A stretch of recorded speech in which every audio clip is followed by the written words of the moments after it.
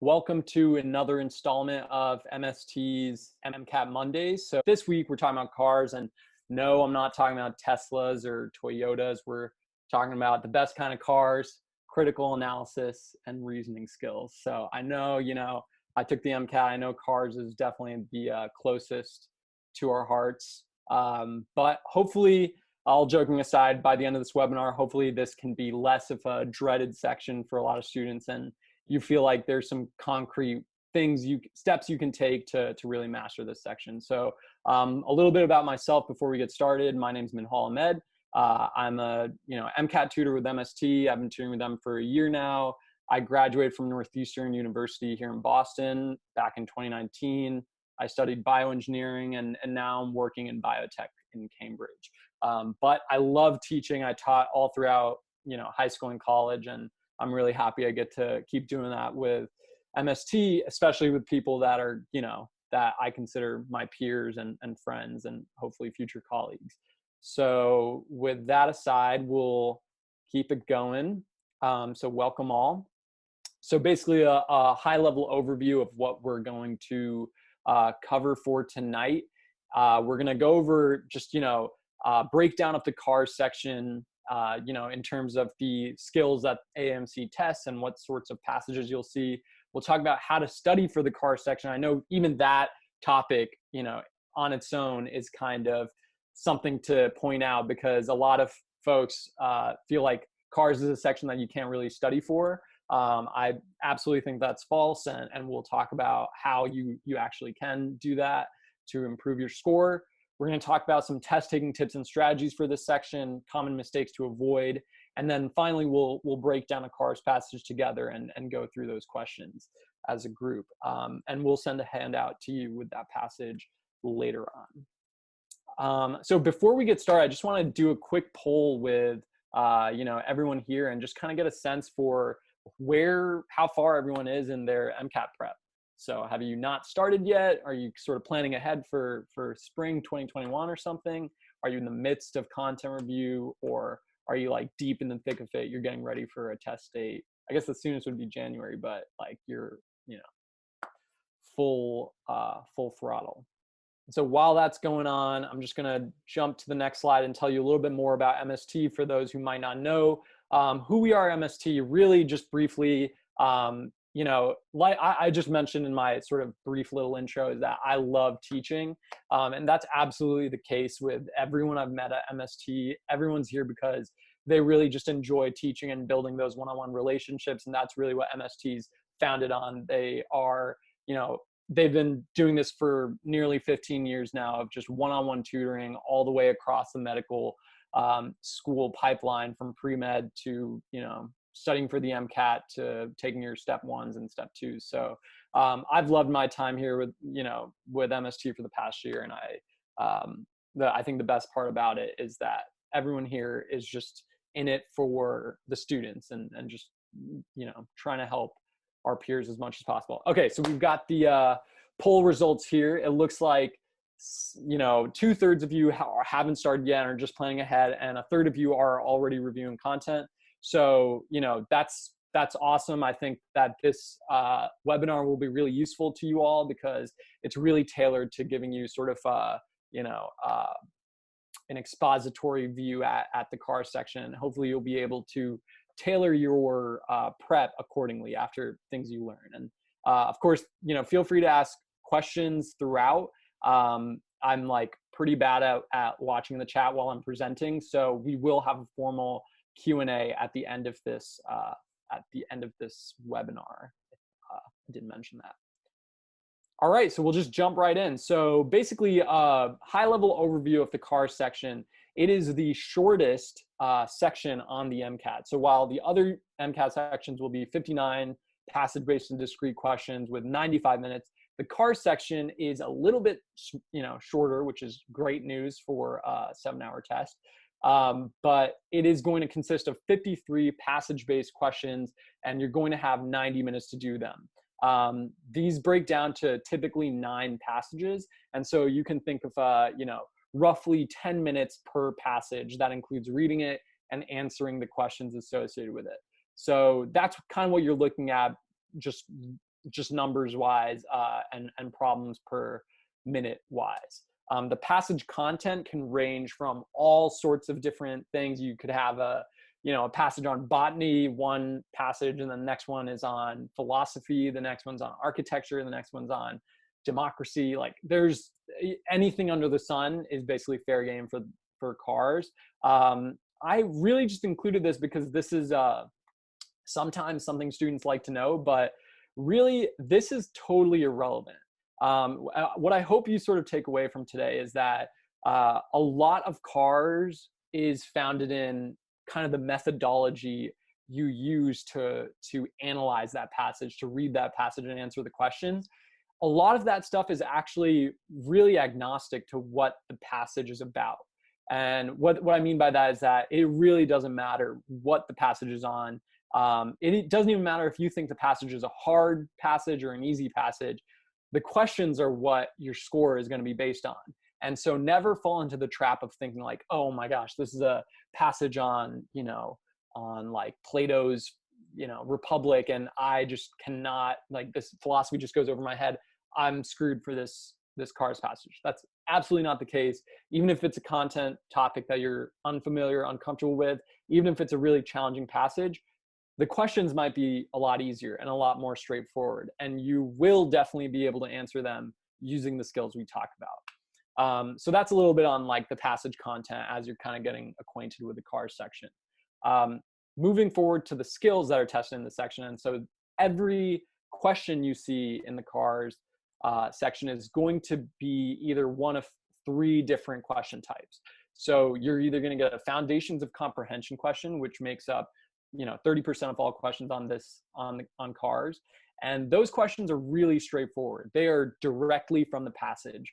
So this might be, just recalling a fact that was presented in the passage, drawing a really direct conclusion from the passage.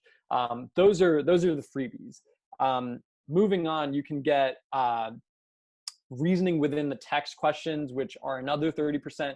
That's when you really have to kind of go a little bit above and beyond the text and sort of use the clues that they presented you and the main idea that's been presented to you, and then make a logical deduction based on that. And then finally, there's reasoning beyond the text questions, which make up the majority of questions at 40%. And they are questions that'll basically, in the question stem, they'll throw a new scenario at you. So, say they'll create a new hypothetical. They'll say the author meets someone who does this.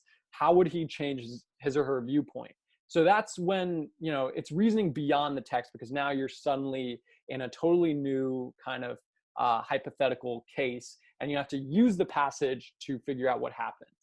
And so, that's basically a breakdown of the skills. And while we're on this slide, actually, Faith has put up a poll here for what your biggest CARS concerns are, because that's important for me to know, just to kind of get a sense of the vibe of the crowd here tonight, because I'll make sure to address what people think is kind of the most concerning. I kind of have a rough idea. Yeah, that's basically what I thought. I think for sure timing is definitely tends to be more of an issue in CARS than other sections. And so while I won't focus too much on timing, the things I will mention should sort of inform how you go about practicing timing. And we'll touch on that hopefully in the Q&A if we don't get to it.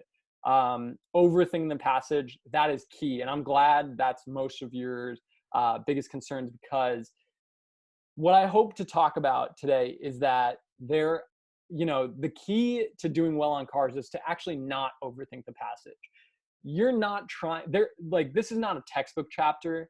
You're not supposed to really learn what is being presented to you. There's a difference between CARS comprehension and sort of the learning through reading that most of us have been accustomed to throughout our lives. And that's something I'll touch on later on. And then finally, extracting the main idea is kind of what I mean by not overanalyzing the passage. Most of CARS you can get through just by paying attention to the main idea and kind of following the main argument that the author is constructing. And we'll get practice doing that through our passage later today.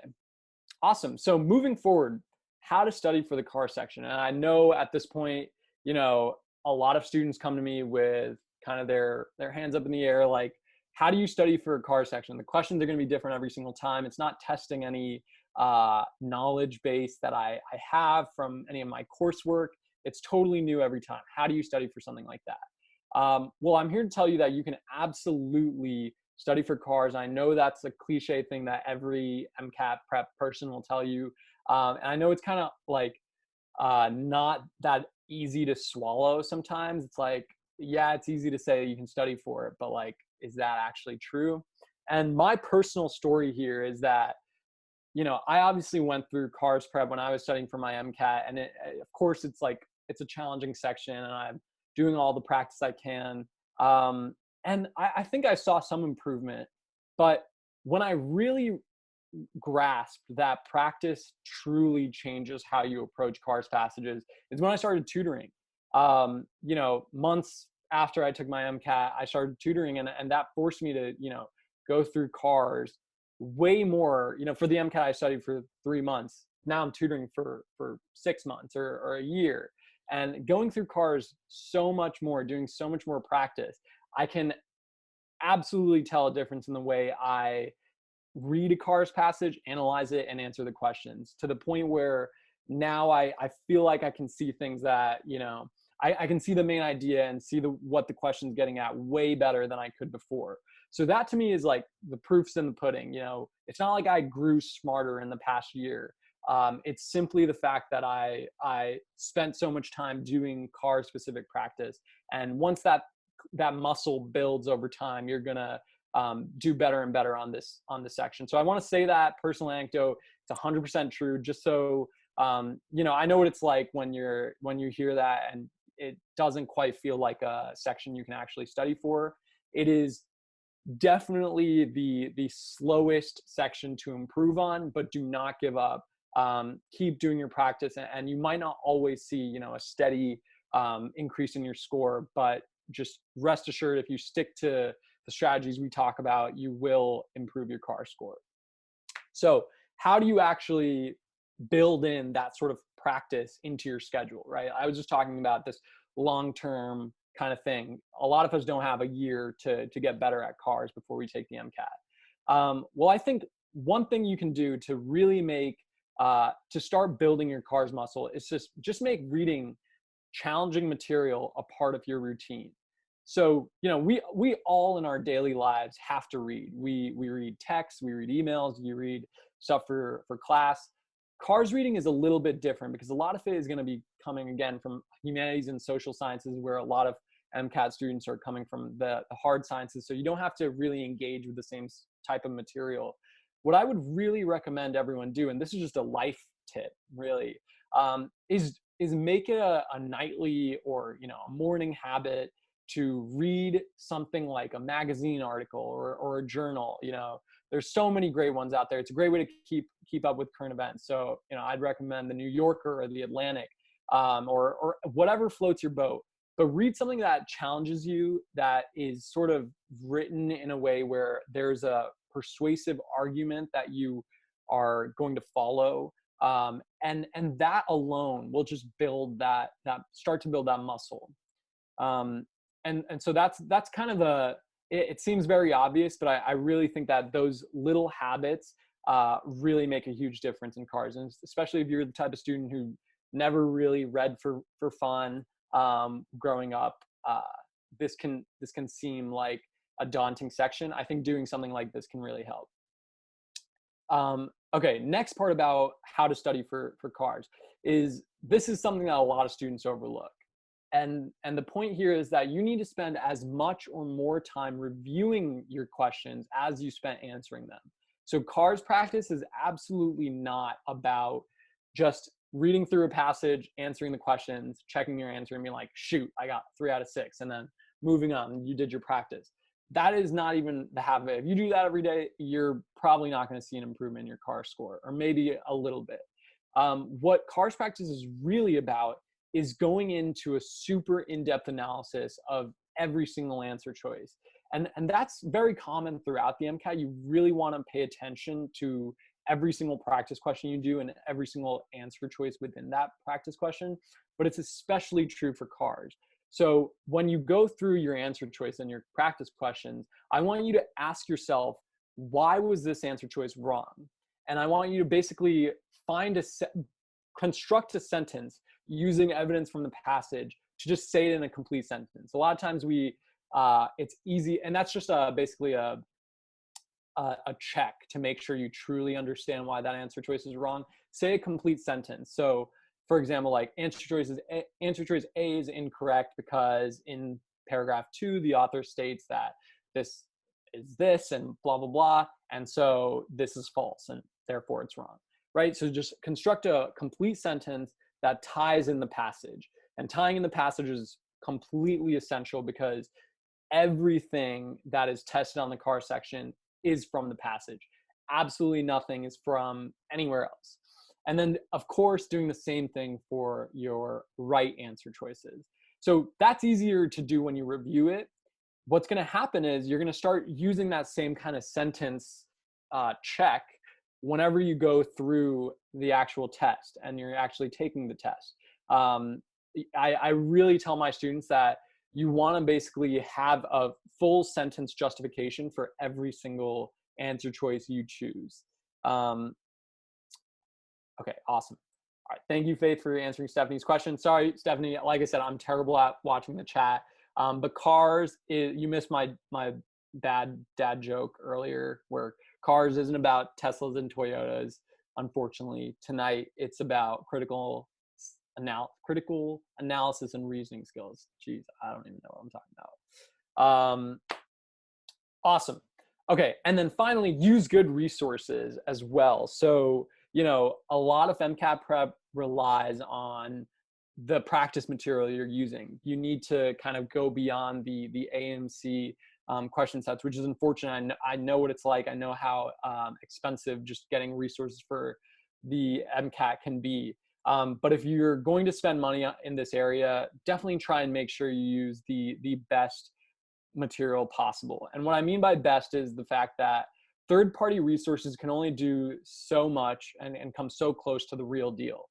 And with cars, it's especially the case where some third-party resources don't quite follow the same rhythm, the same flavor of AAMC cars. And that'll make more sense when you do your own practice. But that is super important to get right because cars is such a subtle thing you're practicing. It's all about the way the questions are phrased. It's all about how evidence is presented in the passage. And so you want to make sure you're using the best resources possible. Of course, bar none, the best resources are the AAMC resources. So make sure you do all of those question packs that are available from the AAMC. And a special treat for students taking the MCAT next year and prepping now is that there is a brand new AAMC resource package called the CARS Diagnostic tool, which is, I think it's got like nearly 200 more questions, a bunch of passages, and it's got enhanced solutions. So it really breaks down what skills you might be lacking in or still building when you take this practice set. So I actually haven't even gone through it because it just came out a couple weeks ago at the end of October. So this new CARS Diagnostic tool should definitely be on your radar if cars is something that is something you want to improve on. And then another one I can't recommend enough is Jack Weston. So Jack Weston is, you can just Google Jack Weston and it'll take you to his website. This is a third-party resource where Jack basically puts up a free daily cars passage every single day, and they're pretty spot on. I think that I love this resource, not only because it's free and there's so much material out there and the solutions are pretty good, but also because it really kind of gets that AAMC type of feel. And that's super important for cars. So I would recommend, doing a daily cars practice from now on if you're looking to take the MCAT next spring.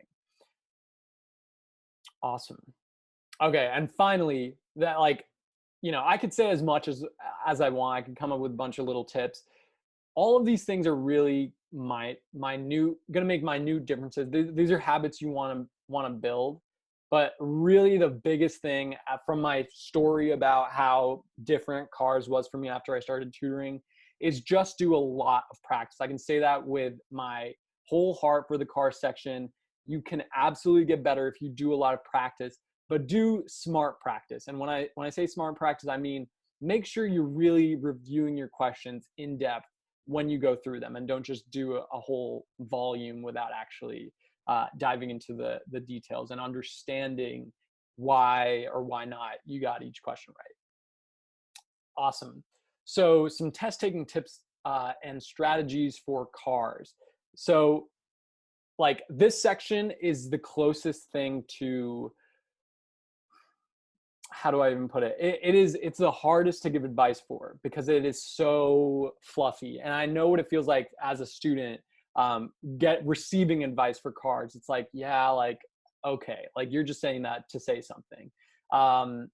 It's hard to give advice for cars because so much of it just comes down to practice. But there are, from my, years of working in this section, I think I would like to distill it down to these 5 things I can truly get behind that I do still. And I think they're really the heart of making sure you do well in cars.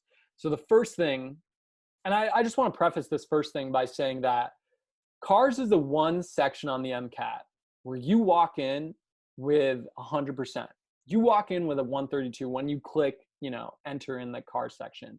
There's nothing that, it's not like you forgot to study the amino acids, so you're not going to get those amino acid questions right. It's not like, oh, you're bad at math, so the chem phys section is going to be a little more challenging to you. There is no background knowledge that you need going into cars. So when you press enter, you have a 132. So what determines your outcome in cars more than any other section is your mindset moment of more than your prep. Of course, I'm saying that right after I just told you how important practice is, but I mean like game day, your mindset matters so much more for cars than for any other section where you can, fall back on knowledge.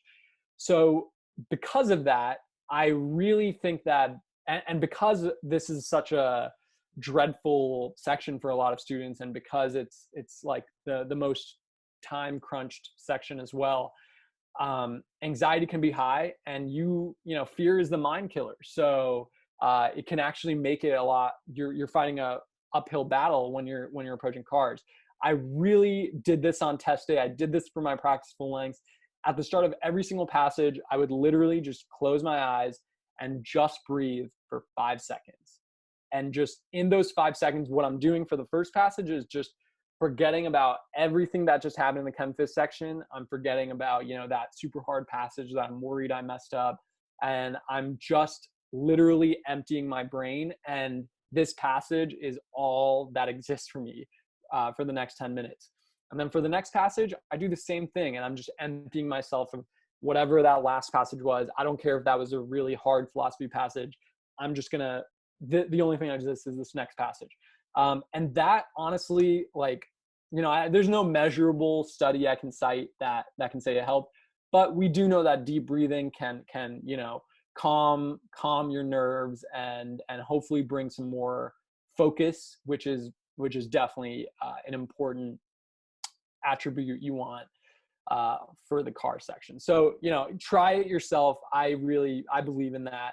And I hope it actually is adopted by some of y'all. Okay, the next tip is to never skim ever, and just read the passage slow and steady, top to bottom. So I know, again, like I said, it's a time crunch section. You might want to get through as much as possible because it's a race against the clock, but it's counterintuitive, but you really want to take your time with the passage and not shave minutes there. If you take your time in the passage, the questions will come a lot easier. So you want to read at whatever comfortable pace is for you. Go top to bottom, especially at the start of your prep. Don't be, practicing for timing right at the start. Really just do it for comprehension. Take your passages untimed if you want. and just read the passage really slow and steady, because you're trying to absorb this information as best you can. You're not just going to look for buzzwords when you're skimming. Next thing is actually an anti-tip and strategy. It's just to point out that highlighting and outlining are totally optional. When I was, prepping for cars, that was like, there's so many different highlighting and outlining strategies, like how to outline the paragraphs in 3 words or less or whatever. There's so much out there. Don't feel like you need to do that to succeed on this section. I know plenty of people who did none of that. I'm one of them. I literally just read the passage, didn't make a single note on my sheet or highlighted, and I did well. And I've tutored students who've done the same thing and have done well. And that's not to say that highlighting and outlining are a waste of time. I've also tutored students who find that they're able to engage with the passage and stay more in touch with the flow if they highlight certain words. This is just to basically let you know that you do not need to, don't force anything. Don't add stuff just because you feel like that's what you need to do to really, approach cars the right way. There is no right way. Moving forward, read out loud to yourself as if reading to a class. So obviously test day, you can't read out loud, but you can whisper out loud, I think. I definitely did. Maybe I got away with it. But basically, the point with that, you don't actually need to make audible noise. What I mean by that is that when we read in our heads, we tend to have a sort of monotone voice, as we're reading along. But when you read out loud, you're sort of naturally inclined to mimic the tone that's presented in the passage. And that obviously is such an important thing to take away when you're taking the car section. So I find that reading out loud or just whispering aloud to myself is just a tiny little thing I can do that helps me get the tone of the passage a little bit better. And it also, for me, just keeps me more engaged, and I feel like I remember the passage better. So try that if that's something that might work for you. And then finally, really, I could have done away with all of these and just given you this, because this is really the diamond that you need to take away from tonight, is that the main idea is the mantra. I remember like 80% of y'all said that overthinking the passage was the biggest concern. Well, do not overthink, and just remember that the main idea is the mantra. Why do I use the word mantra here? It's not just for the alliteration. It's because a mantra is something that you basically say over and over again, right? And not that I want you to actually say this over and over again, but when you're going through the passage and you're going from paragraph to paragraph, I want you to be thinking, okay, main idea. How does this tie into the main idea? Was this just a sort of digression? A lot of passages have digressions that have nothing to do with the main idea. That's kind of like a literary tactic, right? It makes the reading a little bit more interesting. So don't be thrown off by that, but just make a note of which passages actually build on the main idea, provide a counterpoint to the main idea, provide new evidence for the main idea. You really want to keep looking out for that as you read. The details are not that important, and I want to say again, right? If you're reading a passage about philosophy, you are not reading that to walk away a philosopher, right? You're reading it so that you can answer questions about what the passage was talking about. And that is a very fine distinction to make. A lot of the reading we do as mostly STEM people, I don't want to, generalize, but even for the rest of the MCAT, is you're reading for knowledge. You're reading to walk away with some knowledge about how this, chemical synthesis process works or whatever. With cars, you just want to walk away kind of being able to talk about what you just read. That's really what you're doing.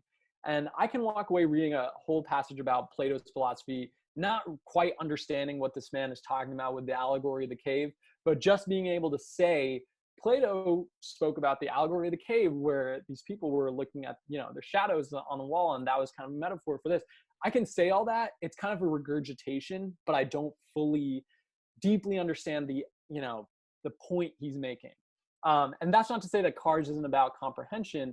What you're comprehending is the structure of the argument more so than the contents, because you're going to see everything under the sun. You're going to see so many different materials that you're not expected to have the capability to really deeply understand all of these. So don't fall in the trap of like trying to understand the passages you read to that extent. And of course, the biggest tip of all is just do a lot of practice, right? Again, this is the most important thing for cars. Just make sure you do those Jack Westons every single day. Do a cars section whenever you can. Like this section, most of all, you will build those skills with practice. You're going to come across your own tips and tricks that work for you that I can't even help you with. So those sorts of insights will only come with lots of practice. Speaking from firsthand experience, I wish I did as much cars practice as I have to do in my tutoring job when I was studying for the MCAT, because I think it's such a muscle that really builds over time. So common mistakes to avoid for the car section. A few of these are basically, the inverses of the tips and tricks I just mentioned. So we can go through them pretty quickly. Skimming the passage to cut down on time, right? A few of you mentioned that timing was a big issue. Don't save on time by skimming the passage. Seriously, just leave that as a untouchable time. The time it takes for you to read through the passage carefully to understand the material is necessary. Where you can get better and better at cutting down on time is answering the questions. Because a lot of students tend to kind of ruminate and go back and forth with answering questions. Those skills are skills that you'll build with a lot of practice. And if you really pay attention to the main idea, a lot of these answers will just pop out at you. And so you can actually answer the questions in, 30 seconds each. I'm just throwing a number out there, but you can answer the questions really quickly if you invest time in the passage. So don't cut time on passage reading. Okay, the next one is something I haven't talked about, which is more on the question side than the reading side. So, really what is a common theme that comes up when I work with students for cars, and something I can attest to, is that cars, more than any other section, you get those 50-50s, those 50-50s where you narrow it down. Okay, one answer choice is just way off, another one you kind of eliminate, and then you're down to two that both seem totally right, or both seem like good answers.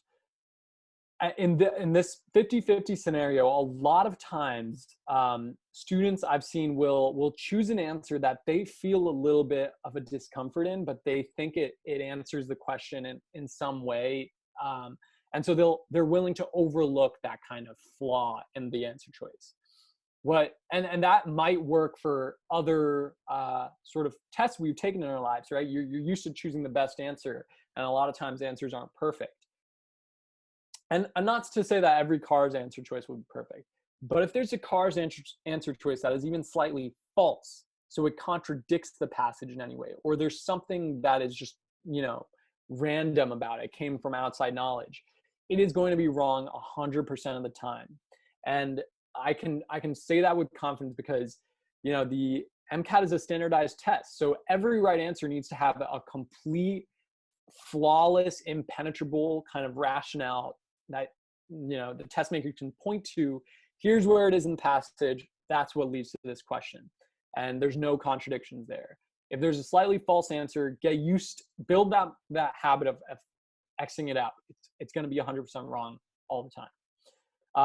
That brings me to my next point, which is do not use any outside knowledge on the car section. This is true for basically exclusively the car section. You have to use outside knowledge for all the science sections, right? You should have studied that stuff.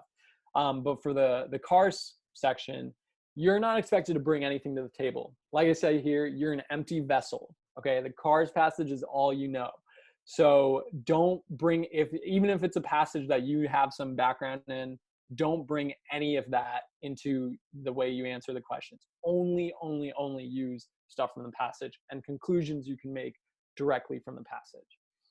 Okay, and then finally, this is something I touched on before, but a common mistake I see students make all the time is just not reviewing their practice questions deeply enough. And I spoke about this before, but you really need to dive into the answer choices every single time, even for your daily Jack Westons, right? You're not just doing those passages to build that reading muscle. You're doing those passages to understand why some answers are right, why some answers are wrong, what sorts of evidences are used commonly to support an answer choice.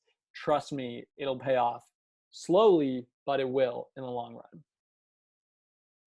Okay, awesome. So great. So Faith has basically linked a passage that I'm going to read on the screen. The text might be a little bit small, so feel free to pull that up so you can read along. Normally I'd popcorn this, but I think just for the sake of simplicity, we'll just go through it myself, hopefully not too tired of my voice. But after that, we're going to go through some questions and break them down together, and then we'll have a Q&A. And I'm not going to, I'm going to go through this CARS passage exactly how I would approach it in a test. And then we'll answer those questions together. Cool. Okay. So, yeah, let's get to it. I would typically pause for 5 seconds and breathe. And I hope you guys are doing that over there, but I'm camera shy, so I won't do that. But we'll just get into it. So, to consider how the jury trial ensures liberty, throw out civil trials for a moment, as the real place where they shine is in criminal trials. Most laypersons do not know the power of an American jury as part of the criminal justice system. They are given legal instructions by the judge prior to deliberations, but even those are guidelines at best. Juries are given nearly infinite reign to determine questions of fact, and legally, nobody can require a juror to explain his or her own reasoning on how they came to their verdict. Excuse me. If a jury acquits the defendant, the government in question is constitutionally barred from bringing up charges for the same offense. That verdict cannot be overturned or appealed for any reason. Following these conclusions, a jury can even effectively invalidate laws it thinks are unfair, using its infallibility and double jeopardy protections to shield citizens against government tyranny. So just to give you a sense of what I mean by main ideas of mantra, I'm reading that first paragraph and I can clearly tell this is a passage about juries and specifically the legal powers of juries, right? And that's it. I don't need to create a really complicated main idea. That just, even if it's a free association of words, jury, legal power, courts, whatever. You guys probably have a better main idea sense than I do at this point. But that's all I'm really focusing on. Okay. All this makes juries seem overpowered at first glance. So why did our founding fathers endow them with such vast privileges? In the olden days, courts in Britain and the colonies were heavily stacked towards the government and the crown. In a famous 1670 case in Britain, Quakers William Penn, for whom Pennsylvania was named, and William Meade were charged with holding a religious ceremony with greater than 5 occupants outside of the Church of England. At their trial, they were acquitted. The trial judge was furious at the decision and ordered the jurors jailed without food or drink. One juror, Edward Bushell, sued and won a case in the Court of Common Pleas, which ordered his release and determined that a juror cannot be questioned or punished for a verdict the trial judge disagreed with. Okay, back to main ideas mantra, right? Okay, so what did this paragraph add to the main idea? It's sort of adding context. It's answering this first question. Why did our founding fathers endow them with such vast privileges? And then you're getting some sort of historical background leading up. I can tell, like, because this happened to Edward Bushell, now there's protections for jury, right? Again, like, notice just what I'm picking out of this passage. It's very simple stuff. I'm not overthinking anything deeper. Okay, so a second case in the colonies paved the road for the First Amendment and the concept of free speech. John Peter Zenger, a printer in New York City, was printing newspapers about the corrupt royal governor William S. Cosby. This placed Zenger in the crosshairs for violating the New York libel law, which at that time simply meant publishing information against the interests of the government. After some early snafu, I'm definitely mispronouncing that word, the most powerful lawyer in the colonies, Andrew Hamilton, no relation, stepped up to represent Zenger. They admitted readily to violating the law as written, but argued to the jury that the law was antithetical to free speech and liberty. The judge ordered the jurors to return with a verdict of guilty if they believed Zenger printed the stories.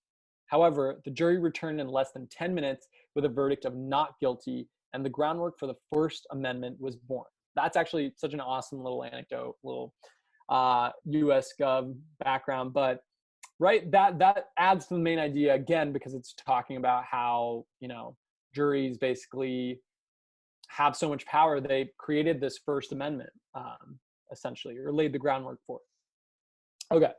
One might be tempted to chalk all of this up to a couple of good 4th of July stories and flag waving of yesteryear. However, the use of a jury trial to check government overreach is alive and well even in today's era with the case of Greg Craig. A prominent Washington attorney, Craig was accused of improprieties in his work in the country of Ukraine. The case was seen as weak by New York federal prosecutors, and as the Wall Street Journal editorial board noted, when the Hangum High Southern District of New York won't prosecute, you know it's a bad case. The Department of Justice later put forth an indictment anyway, and the President of the United States tweeted about it the next day, drawing the ire of some who saw the indictment as politically motivated. The trial happened later that year, and the jury acquitted Mr. Craig in mere hours, putting yet another stamp on the powers of the jury trial to check governmental overreach. Okay, and so finally, this last paragraph is just, again, adding to the main idea of how powerful juries are, but it adds this little twist by bringing it to the modern day, which wasn't something that happened in the rest of the passage, right? So with these four, I basically read at a comfortable pace. This is how I would read in an actual test setting, obviously to myself, but pretty straightforward passage. And what I'll take away from it is just that main idea that juries basically check governmental overreach. They have some special powers that allow them to do some pretty neat things in the legal system, and that's basically it. So we will keep it moving. I don't see any anything in the chat, so I think we're all good here. So we'll just dive into the questions. So first question: how would the author respond to the notion that juries are given too much power to decide the outcome of a criminal trial?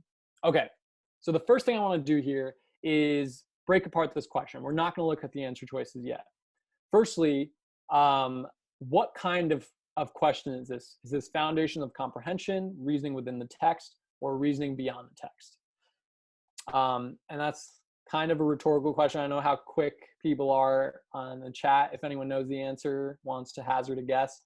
Okay, we'll just get to it. So basically, this is a reasoning beyond the text question because, right? Perfect, nice.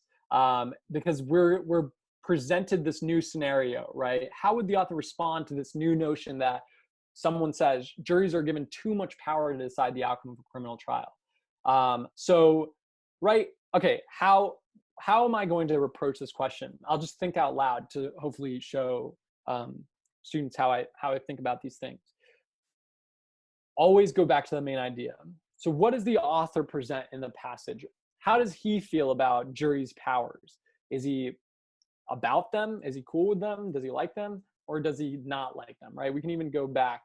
We can even go back and find in-text evidence to support that claim, right? And this is a car skill that you will get better and better at. Every single question you're answering, you're always going to go back to the passage and find evidence to support it. So here, it's kind of a main idea thing. We feel pretty comfortable, hopefully, that the author was very much in favor of jury's power because he cited a bunch of examples of how it's good for stopping governmental overreach, and he gave a bunch of examples about that. So that's our take. We're going to say that the author would probably disagree and defend the power juries have, just based on the main idea, right? So we'll answer the questions now that we have our own hypothesis about the question. And nice, Stephanie. Yes, he is definitely cool with juries. Okay, so answer choice A. The author would agree. So the author would agree to the notion that juries are given too much power, noting that judges should be the ultimate deciders of a case as they have more law experience than the jury members. Hopefully, this is an obvious opposite answer, right? This is the opposite of what the author has presented. He definitely doesn't think that judges should be the ultimate deciders, and presents a bunch of cases for why they are, why they're good checks to judges. Okay, so we're going to eliminate choice A. Choice B, the author would disagree, proposing that the jury serve a necessary function by checking governmental overreach. So this one, this should ring a bell because it jives exactly with our hypothesis, but also we can find in-text evidence that supports it, right? Right at the end, he says, putting yet another stamp on the powers of the jury trial to check governmental overreach. He's saying that is a thing that juries are about, that they're there for, and this whole passage is very positive about that, purpose of juries. So B looks good, but we're going to keep going.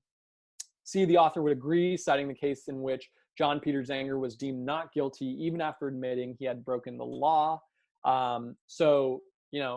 Again, I think this will be maybe a little bit easier to eliminate because we know that the author is not going to agree to this notion that they're given too much power because he likes the power that they're given. He thinks it's necessary to balance governmental overreach. So we're going to eliminate choice C because, even if this part is maybe right, not saying that it is, but even if, like I said earlier, an answer choice that's even a little bit false is 100% wrong. So if I see the author would agree, I'm going to eliminate this answer choice. And I'm not going to let the second half sort of get in my head and sway me otherwise. And then choice D, the author would disagree, noting that most laws are fluid and can be interpreted in many different ways. Okay, so the author would disagree with the notion that juries are given too much power to decide the outcome of a criminal trial. Why would how would he respond? He would disagree. And why would he disagree? Because most laws are fluid and can be interpreted in many different ways. So who here thinks that it's, does anyone here think that, I'm going to assume we've narrowed it down to B and D, and this is kind of putting people on the spot, but does anyone want to kind of put out their guess for what the right answer here is? And I might call on someone to explain why. So Stephanie says D. Does anyone else agree with that? I'm seeing some Bs. And this is basically this is a toss-up, right? Like this is the classic 50-50 that I was talking about earlier in CARS, where you narrowed it down and two answers basically seem very similar. So, okay, I've gotten some answers. We'll just move forward. When you're down to this 50-50 scenario, something I would recommend you do is basically follow these three rules, right? The first thing is the answer choice true in the context of the passage? So, true doesn't mean, what true means in CARS is, was it actually spoken about in the passage? So if, for example, for this statement to be true, noting that most laws are fluid and can be interpreted in many different ways, it has to be presented in the passage some way, because remember, there's no outside information, right? And I'm just going to scan to see if I can find that, right, that most laws are fluid. If anyone sees it, feel free to give me some help in the chat. Don't see in the first paragraph. Don't see it in the second. Don't see it in the third. Don't see it in the fourth.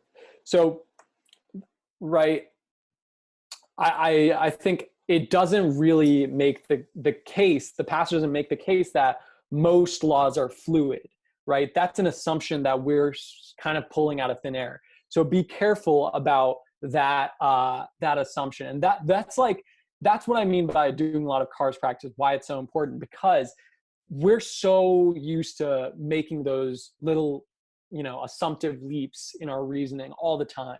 But with CARS, you have to get better and better at really pausing and asking, is that actually true?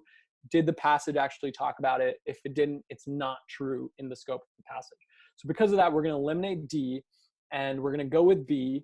We're not just going to go with B just through process of elimination, but we're going to come up with a positive statement to support it. And my full sentence would be, B is the right answer because the author would disagree with the notion that juries have too much power, because he makes the case throughout the passage that this power is necessary to check governmental powers or the powers of judges. right? And I think that that is absolutely evidence throughout the passage. So turned out B is the right answer for those reasons. And, you know, another thing is that D here was the principal distractor. So this was the answer choice that is designed to you know, steal the most amount of students, pull them astray from the right answer. And it's because it's so close to the right answer, right? It seems plausible as a reason why the author would support juries, right? Maybe he likes juries because laws are fluid. They can be interpreted in many different ways. And so juries are the best way to support that. But that's coming out of outside knowledge. Never make those outside sort of reasonings. Always reason within the scope of the passage. And that's a skill that, you know, it's almost like limiting your thinking with cars that most people aren't used to. So, you know, it's like, it's its own kind of thinking that you just need practice with. Okay, moving on. I'm just going to check time. I do want to leave time for questions. So what I think we'll just do is actually just do this second question, and I think we'll be good with that. And we can just move right to Q&A, just so we can answer anything I didn't cover today. Okay, so question 2. And yes, Tony, this will all be recorded and uploaded online. So yeah, you can actually try those last 2 questions on your own, which might be good practice. Okay, so in the last paragraph, the term flag waving of yesteryear is most synonymous with blank. Okay, in this type of question where it's referencing a specific area in the passage, like in paragraph 2, or when this is said or whatever, or a quotation, always stop there, go back to the passage, read it, and come up with your own idea, right? So we're going to go back and see what flag waving of yesteryear seems to be most synonymous with in the context. So in the last paragraph, right? Okay, first sentence. One might be tempted to chalk all of this up to a couple of good 4th of July stories and flag waving of yesteryear. However, the use of a jury trial to check government overreach is alive and well even in today's era with the case of Greg Craig. Okay, so why did I read a sentence beyond and not just that little portion? Because you want to get a feel for the whole context around it. Normally I'd even read the sentence before, but I think this is such a standalone paragraph, we don't need to, right? So let's take a look at this. One might be tempted to chalk all of this up, so all this stuff about juries, to a couple of good 4th of July stories and flag waving of yesteryear. So to me, that, and then he goes into, however, it's very much alive and well even today. So I think what flag waving of yesteryear is basically just kind of, you know, bring up sort of a nostalgia for the past or pride in the past. Flag waving of yesteryear, that's what I'm kind of seeing, because there's a contrast with the present, right? And again, like I'm just thinking out loud in very simple terms because that's truly how I would think about this passage. And there's just be honest with how you interpret it. And then just the important thing is to make that conclusion yourself first and then come in to the answer choice. Because otherwise, if you don't have any preconceived ideas of what the right answer can be, these answer choices are designed to get in your head and make you think they're the right answer. Okay, so I thought it was kind of like a nostalgia for the past or whatever. Let's see what the answer choices say here. So in the last paragraph, the term flag waving of yesteryear is most synonymous with a proud celebration of American history. I think that seems pretty reasonable. You know, it's like 4th of July stories and flag waving of yesteryear. That sort of ties together with celebration and pride and American history. So I like that fits our hypothesis. B, examples of government power conceding to the will of the people. So I'm going to say that's a stretch. I don't really see how that really fits with the flow of those last sentences. Flag waving of yesteryear being synonymous with examples of government power conceding to the will of the people doesn't quite make sense. Okay, and it doesn't fit that like juxtaposition with the contrast in the passage with however modern times, right?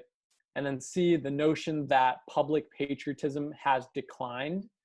So flag waving of yesteryear does anyone feel like C could be the right answer? So like, what does this mean? The notion that public patriotism has declined. It's basically saying that this term is saying that, you know, people aren't as patriotic as they used to be, and we can just go back to the passage to see if that makes sense. So one might be tempted to chalk all of this up to a couple of good 4th of July stories and flag waving of yesteryear. However, the use of a jury trial to check government overreach is alive and well, even in today's era, with the case of Greg Craig. So is this basically describing a decline in patriotism? I don't think so, because there's not, you know, that case isn't really fleshed out. A couple of good 4th of July stories doesn't really indicate that there was, you know, that people aren't patriotic today. And yeah, flag waving of yesteryear, I think definitely fits more with choice A than choice C. Okay, and then D, incidents of public outcry over case verdicts. Sorry guys, I know I'm mindful of time. So incidents of public outcry over case verdicts, I think that's a stretch, right? Flag waving doesn't really strike me as it doesn't fit with the 4th of July stories or the next sentence after that. So again, I'll just take a quick chat check, see what people think. What are people feeling for this this answer choice? Okay, I'm seeing some A's.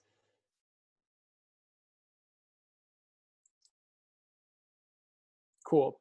Okay, it looks like this one's a little bit more straightforward. So yeah, perfect. So it was the answer was A, proud celebration of American history, and this one was probably an easier question.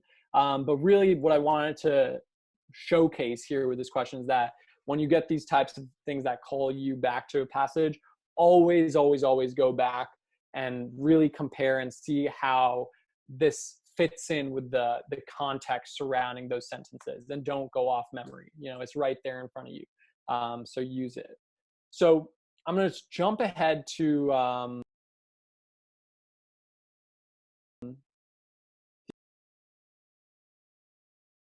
the end of this webinar.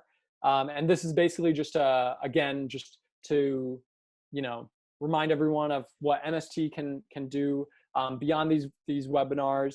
We offer one-on-one tutoring, which is really all about, it's why I came here, is because I really love forming those one-on-one connections with students and really creating a custom study schedule that works for them with their you know, work life or classes, and really tailoring our practice to our own individual idiosyncrasies and habits and learning habits. So I think that one-on-one tutoring can be really helpful for something like CARS, where everyone sort of has a different way of going about it.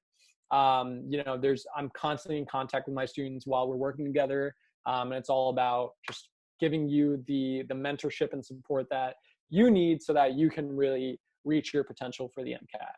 MSC also offers some other, you know, planning sessions that you might use to sort of map out your prep, or coursework tutoring, or even med school admissions advice. So if you're interested in that, feel free to check that out on the Med School Tutors website. Last announcement is that next week's MCAT Mondays, I know it's Thanksgiving week, so, you know, maybe you'll bring your family. I'm just kidding. I'm sure they have better things to do. But next week, we're going to be talking about the Chem Phys section, which is another very key, you know, area on the MCAT that hopefully we can debunk some myths and get people feeling better about. So with that, thank you all so much for your attention. I know CARS can be definitely a drier section, so I appreciate everyone sticking around. But yeah, please let me know anything that you're still wondering that I didn't get a chance to address today. Feel free to ask me now. I'd be happy to. So the chat is all yours. Tony, where is it posted? Faith will share a link, and you will get that. So quick question I got is, should I start doing the AAMC CARS diagnostic tool 3 months ahead of time? So that's a great question. I think that traditionally I tell students to save all AAMC practice material until the very end of your practice. So the last month of your prep, you want to bust out all those AAMC materials. And that's because since it's the closest thing to the real deal, I like to save it till when students are really kind of like in the flow of the MCAT, know how the test works, so they can make the most of those resources. Because the CARS diagnostic tool is sort of designed to sort of give you a breakdown of your weaknesses, you might want to take that a little bit earlier. So I think you could start chipping away at that during your, I guess, T-2 months from test date. But definitely save all the rest of your AAMC materials for the last month. Stephanie, to answer your question really quickly, you do the CARS diagnostic tool on the AAMC official prep hub. That's where all of like the AAMC materials are. So your practice full length, question packs, all of that. The CARS diagnostic tool will be there. Zainab has a question about, do the questions in the CARS section vary in difficulty? Yeah, definitely. And I would pay more attention to how the questions vary in difficulty than to how the passages vary in difficulty, because there's really, no such thing as hard passages on the MCAT. Okay, yeah, there are, but the only thing that really matters are whether the questions are hard, right? You can have a super hard passage, super easy questions. That happens a lot, actually. So don't triage your passages just based on, something seeming hard. Some questions can trip up, can be a little bit more nuanced and take more time to figure out. Others are really straightforward, like the foundations of comprehension questions that kind of have an obvious answer. Even the 2 questions we just practiced today, some might have felt like the second question was easier because it was the most obvious choice. None of the other answer choices were really that good. Whereas for question 1, there was a really strong distractor, right? So I think what really determines the difficulty of questions is actually in how good the answer choices are. So, if there's 2 really good answer choices, it can feel like a very difficult question because you don't know which one to go with.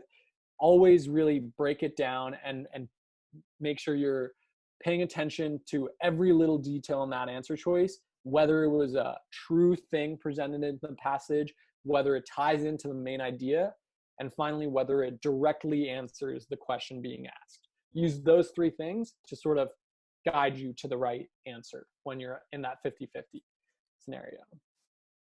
Okay, hopefully that answers Zainab's question. Stephanie, hopefully that answered your question. Yeah, if anyone has any other questions, feel free to shoot them over to us over an email. I'll be happy to answer them, offline if needed. But hopefully, I covered a lot of the things that people were wondering about the CARS section, and folks found this helpful. Again, wrapping up, just key takeaway I want you to walk away with is just get started on practice long term. Start doing your daily CARS practice, and just make that a part of your routine. Make reading a part of your routine, and pay attention to how you review those questions. And then finally, when you're actually in the thick of it and reading the passages, always, always, always pay attention to the main idea. And that's going to get you the right answer like 90% of the time. Pay attention to the main idea and pick the choice that really ties in the best with the main idea. So those are like as practical tips as I can give. So hopefully those are some actionable things you can incorporate. But yeah, this was a lot of fun. And I will see you all hopefully next week for the Chem Phys MCAT Mondays.